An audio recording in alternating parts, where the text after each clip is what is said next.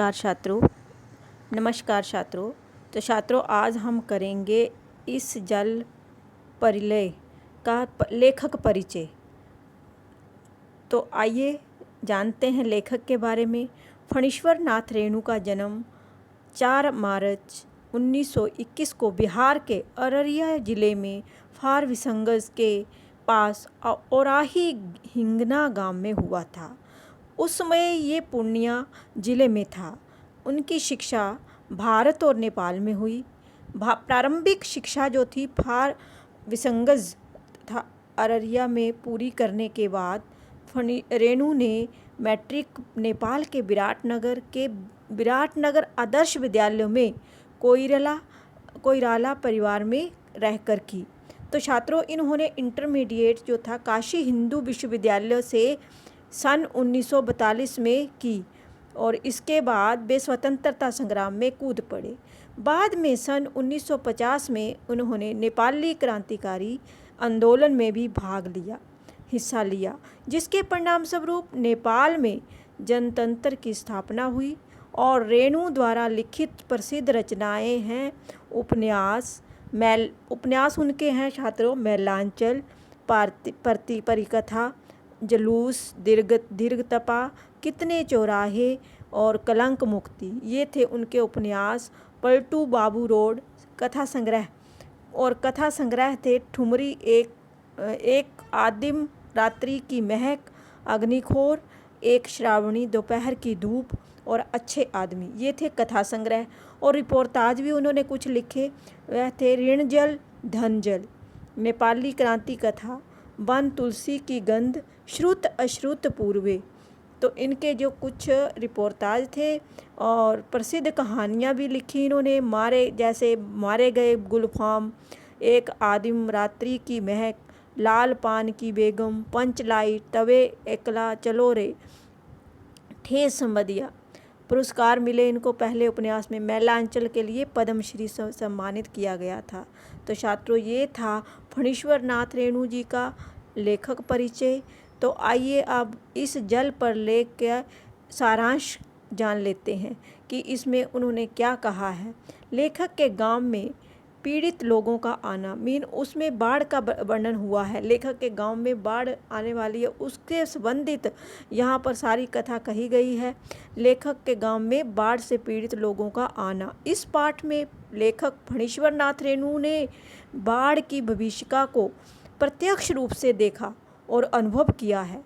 लेखक उस गांव के रहने वाले हैं जहां हर साल पश्चिम, पूर्व और दक्षिण की कोसी, पनार, महानंदा और गंगा की जो बाढ़ से पीड़ित लोग रहने आते हैं। वहां की बंजर जमीन पर गाय, भैंसों और बकरियों के झुंड और लोगों की भीड़ से बाढ़ के प्रलय का पता चल जाता था। लेखक का जन्म पर्ती क्षेत्र में हुआ था और उन्हें तैरना भी नहीं आता था, किंतु उन्होंने 10 वर्ष की उम्र से ही बाढ़ पीड़ित लोगों की मदद करना शुरू कर दिया था। जब लेखक 10वीं कक्षा में पढ़ते थे तब उन्होंने बाढ़ पर एक लेख लिखकर पहला पुरस्कार हासिल किया था। उसके अलावा प्रतिष्ठित धर्मयुग मैगजीन के एक कथा दशक कॉलम में बाढ़ से संबंधित उनकी एक कहानी भी छपी थी। इसके बाद लेखक ने बाढ़ पर जय गंगा, डायन कोसी, हड्डियों का पुल आदि रिपोर्टाज के अलावा अपने कई उपन्यासों में बाढ़ का वर्णन किया। लेखक ने गांव में रहकर बाढ़ के प्रलय के बारे में तो सुना तो था, पर इस सन 1967 में पटना शहर में भयंकर बाढ़ को पहली बार देखा और झेला था। ये अनुभव लेखक को गोलघर इलाके में रहकर हुआ था। तो छात्रों, यहाँ से उनका इस जल प्रलय से उन्होंने ये देखा। फिर बाढ़ के समय लोगों की तैयारियाँ देखी कि जब बाढ़ आती है तो पता चलता है तो लोग क्या क्या तैयारियां करते हैं। जब 18 घंटे लगातार बारिश हुई तो पुनपुन नदी का पानी राजेंद्र नगर, कंकड़बाग तथा निचले क्षेत्रों में भर गया और बाढ़ के समय लोगों ने रोजाना इस्तेमाल होने वाली चीज़ें जैसे ईंधन, मोमबत्ती, दिया सलाई, पीने का पानी, कंपोज की गोलियां इत्यादि इकट्ठा किया और बाढ़ के आने की प्रतीक्षा करने लगे।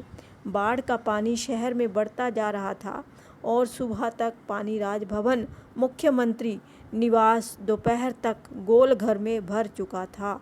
लेखक की उत्सुकता, अब लेखक बहुत एक्साइटेड था कि उसके घर तक पानी कैसे आएगा या क्या है, कुछ भी बचपन में उत्सुकता रहती है, तो उसके मन में भी उत्सुकता थी। लेखक को एक रिक्शे वाले ने खबर दी कि बाढ़ का पानी काफ़ी हाउस तक आ चुका है। लेखक बाढ़ के प्रभाव और उसके प्रकोप को देखने के लिए अपने एक कवि मित्र के साथ निकल पड़े। लोग बाढ़ देखने के लिए रिक्शे, टांगे, टमटम, स्कूटर आदि वाहनों में जा रहे थे। लेखक बाढ़ के बारे में अधिक जानकारी लेने के लिए कॉफ़ी हाउस जाना चाहते थे, परंतु कॉफ़ी हाउस बंद था।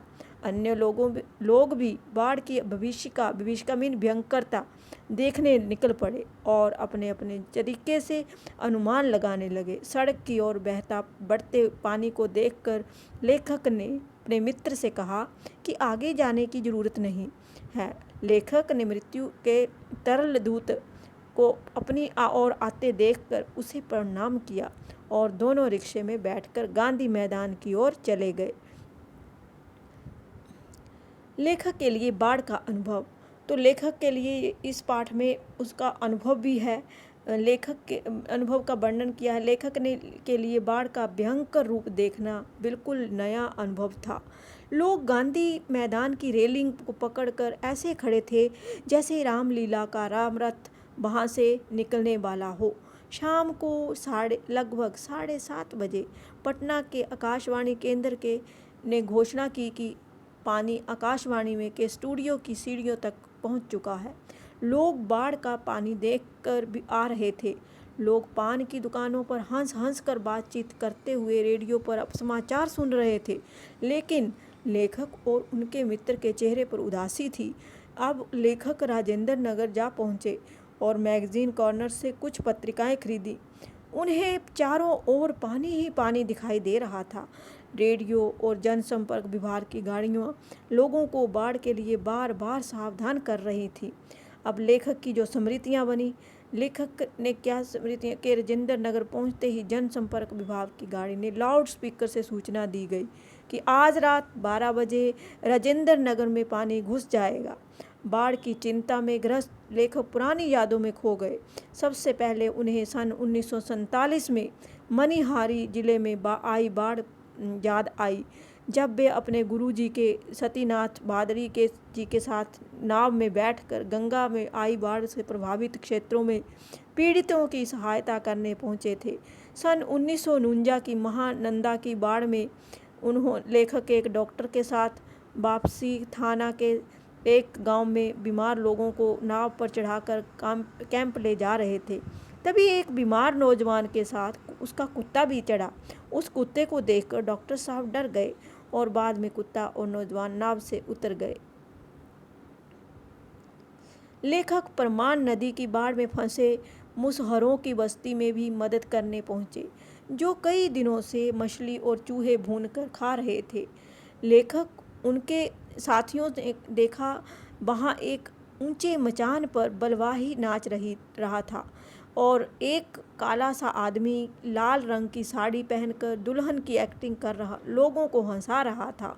बस्ती से जो लौटते समय लेखक को अपने परम मित्र भोलानाथ की शास्त्री की याद आ गई। लेखक को 2 और घटनाएं याद आ रही थी। छात्रों, पहली घटना सन 1937 की है, जब सिमर बनी शंकरपुर में बाढ़ के समय नाव को लेकर लड़ाई हो गई थी। उस समय लेखक स्काउट बॉय थे।